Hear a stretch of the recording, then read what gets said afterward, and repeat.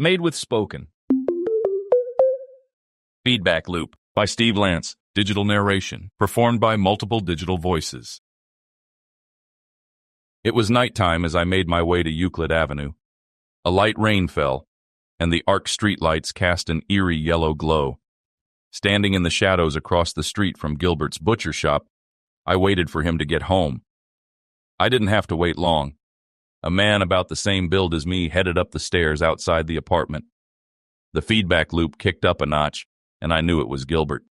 The living room and kitchen lights flicked on, and Gilbert's shadow glided from room to room. It was time to take care of business. But first, I wanted to get as much information from him as possible. Fortunately, I had been wearing a ski mask when I ran into him at Sylvia's. Making my way up the stairs, I can feel the feedback increasing. As I stand in front of the door, the pain is intense. With this much pain, I won't be able to question Gilbert and get the information I need. I pop another feedback pill. James had warned me against taking more than one a day. But in an hour, it won't matter. Either Gilbert will be dead, or my brain will be fried. The pill helps, but the feedback has given me a dull headache. Being this close to Gilbert, I won't have much time. I think about how easy it would be for James and Frank to have lied to me, convinced me to go back in time and kill my great-grandfather to eliminate me. After all, that's what all the science fiction books claim.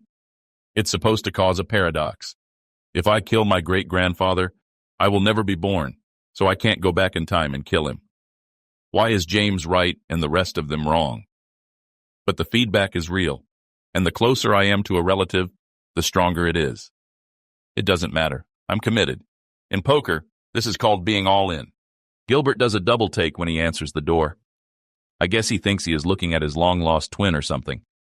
I introduce myself as a cousin from out of town. At first, he is reluctant to let me in, but the resemblance is too strong, and you don't turn away kin. Gilbert returns to the kitchen and turns off a burner. He had been frying a piece of ham. You sure look like a Williams. Hell, you could be my twin. Why have I never heard of you? I follow him in and stand behind a chair at the kitchen table. You know, black sheep and all. Dad got a girl pregnant and left town. He didn't want to bring shame on the family. Our family. That's a laugh. Have to do more than that to be the black sheep. He motions for me to have a seat. He cuts the piece of ham he is cooking in two, puts it and some fried potatoes on a couple of plates, and sits one in front of me. Gilbert pulls 2 beers from the icebox and hands me one. Dang, it's like I'm looking in a mirror. So, what brings you around? Looking for work. Thought I would try the steel mill. I may be in luck. Heard one of their employees drowned. Yeah, good riddance. He was a first-class prick. Heard his wife is a real looker. Some say you have reason to be glad he died. Gilbert gives me a sharp look.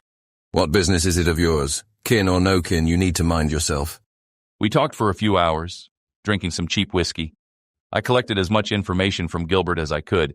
He was definitely sleeping with dear great-grandma. If I hadn't killed Hank, he would have eventually done it. I like the guy. It's a hell of a lot better being related to him than that drunk Hank. But the feedback loop is kicking in, and only one of us can live. So, the time has come to find out if killing him will stop my brain from frying. Gilbert is sitting at the kitchen table with his back to the stove, telling me how he and Sylvia, Hank's wife, secretly saw each other. I walk behind him and pick up the cast iron skillet. The feedback is becoming intense, and while I would like to get more information, it is becoming too much to bear. I swing the skillet and hit him square in the back of the head. He crumbles to the ground and I grab a cloth and cover his nose and mouth.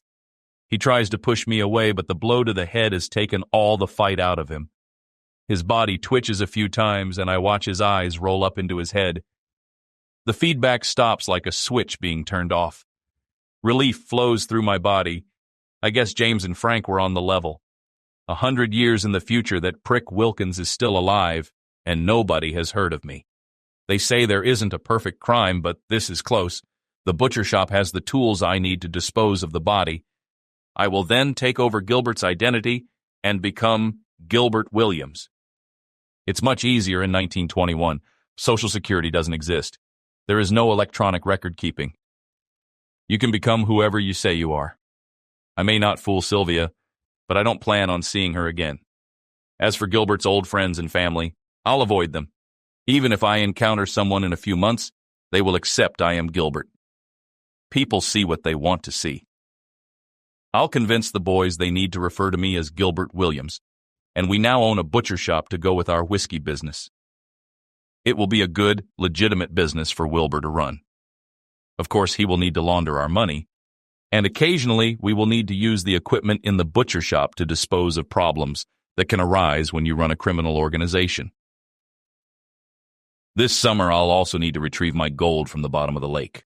I hope Joe is a good swimmer. There is a lot to do. I'm going to be busy back in the 1920s. Professional audiobooks in a click.